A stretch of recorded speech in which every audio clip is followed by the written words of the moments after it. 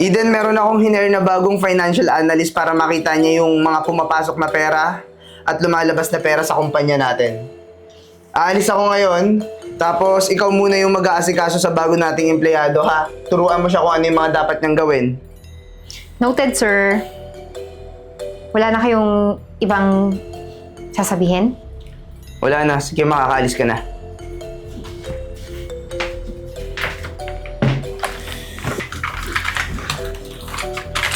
Good morning, ma'am. Kayo po ba si Miss Eden? Bakit?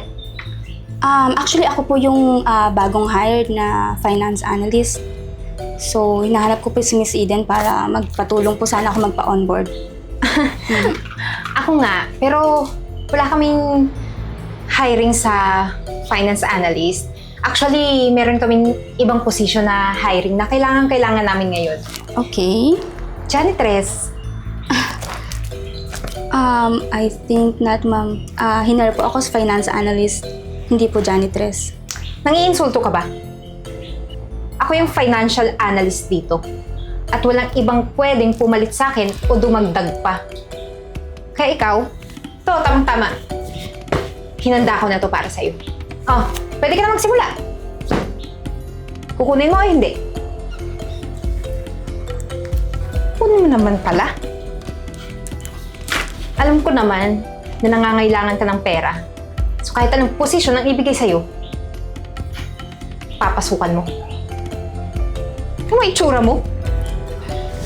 Finance analyst daw? Ano yung alam mo? Mukha kang walang pinag-aralan. Siguro, sumisip-sip ka lang sa boss namin kaya natanggap ka, di ba?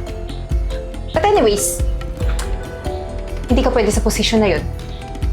Kasi, simula ngayon, ikaw na yung maglilinis ng buong building. So ano na? Kilos na!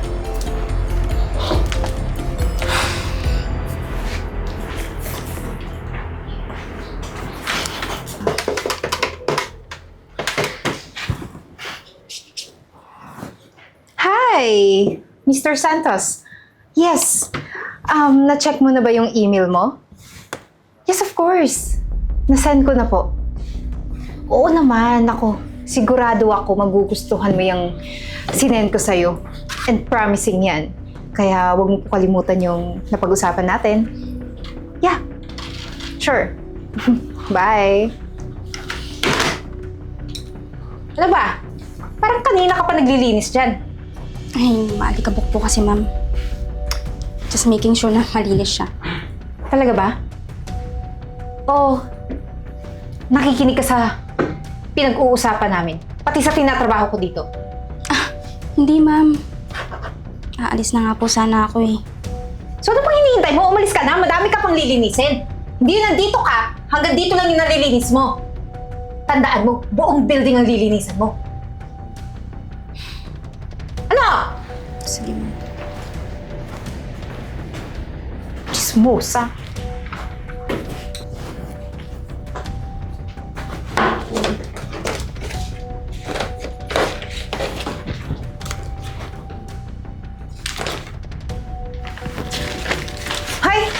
Hey!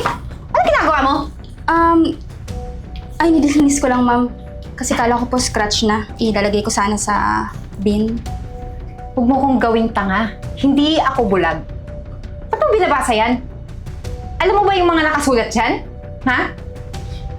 Ay, hindi po. Hindi ko naman po nakita, ma'am eh. Ay naman pala eh.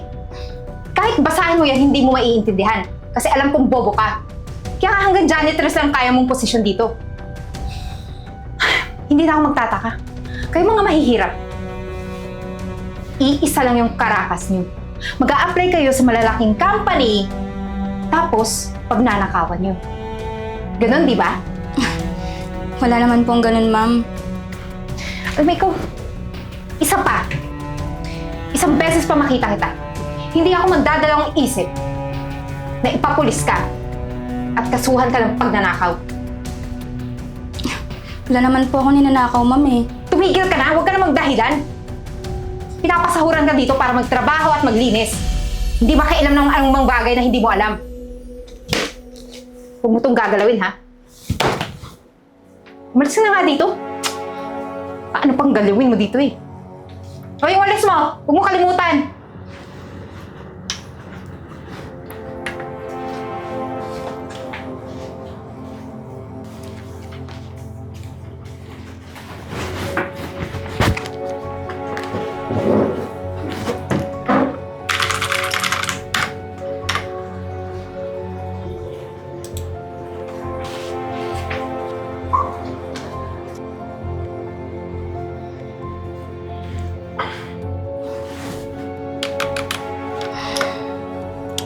Sagutin mo.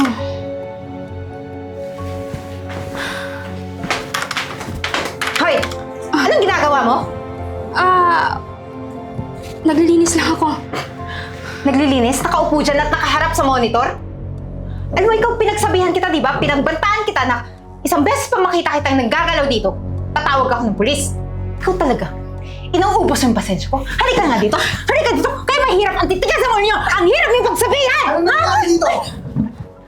Ay, sir, kasi po itong janitress na to, napaka-alamera. 2 beses ko na siya nakitang naggagalaw dito sa mga files sa opisina. Ang dami mong sinasabi, Eden.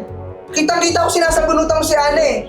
Syempre, sir, pagdidisiplina yun. Pagdidisiplina, sumama ka sa akin sa office. Teka lang, sir, bakit ako? Siya nga yung may kasalanan. Sumama ka sa akin sa office, kakausapin kita. Sir naman, dapat siya rin. Sasama ka o sisisantihin kita. Kasalanan mo to.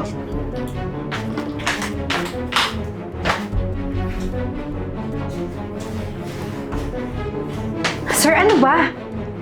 Ano ba bang sasabihin mo sa akin? Dapat nga akong kinakampihan mo kasi matagal na ako dito sa company at loyal ako. Kesa doon sa janitress na yun, na magnanakaw pa.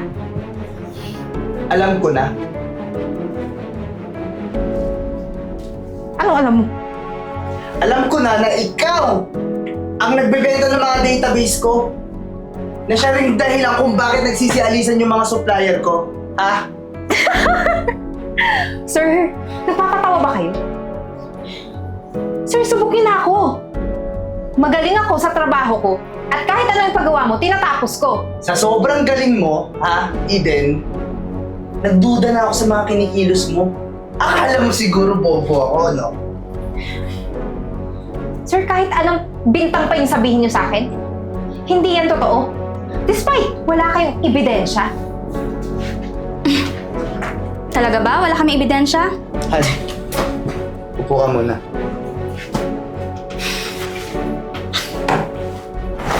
Wait lang. Prank ba to? Han? Asawa mo tong janitress na to? Excuse me?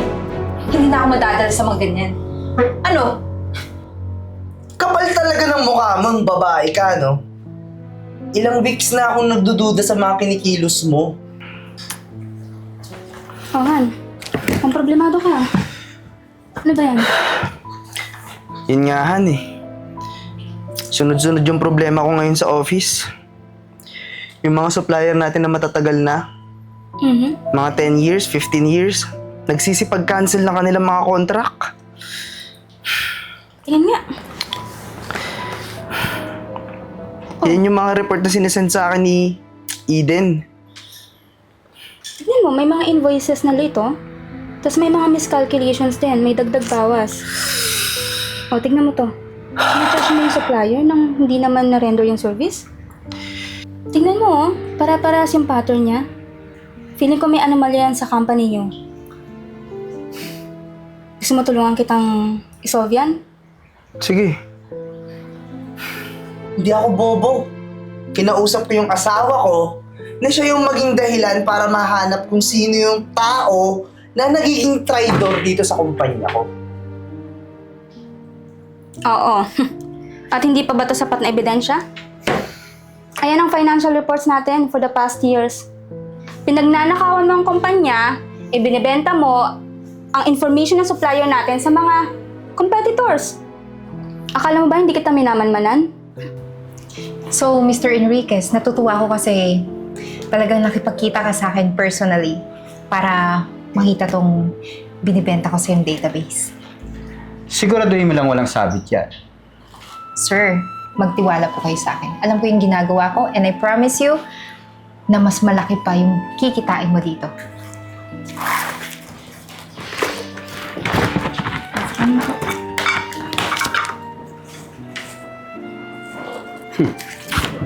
Mukhang totoo nga.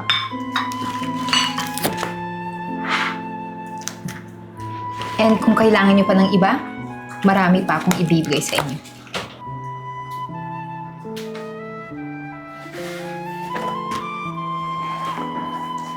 Hello, Margaret. Isend mo na yung 2 million pesos sa account ni Eden. Ngayon din.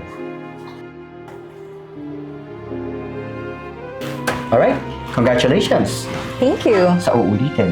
Yes, makakaasa ka. Kitang-kita ko.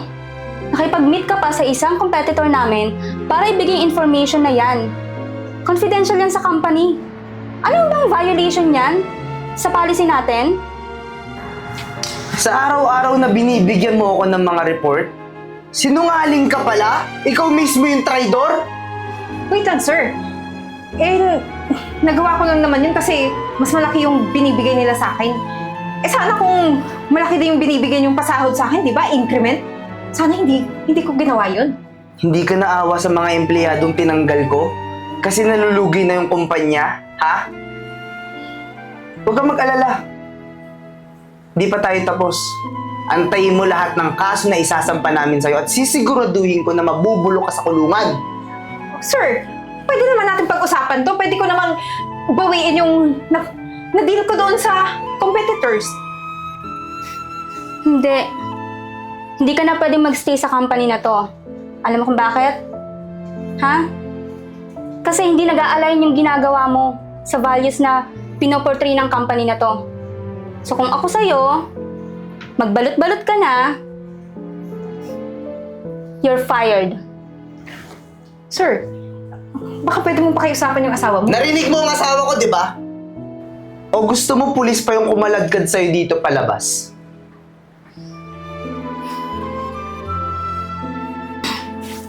Sabi ko naman sa'yo yung mga numero na pinakita mo sa akin, hindi siya nag-a-add up. Pero huwag ka mag-alala. Kinonvince ko na yung mga supplier natin, lalo yung mga matatagal na nating nakapartner na bumalik sa company.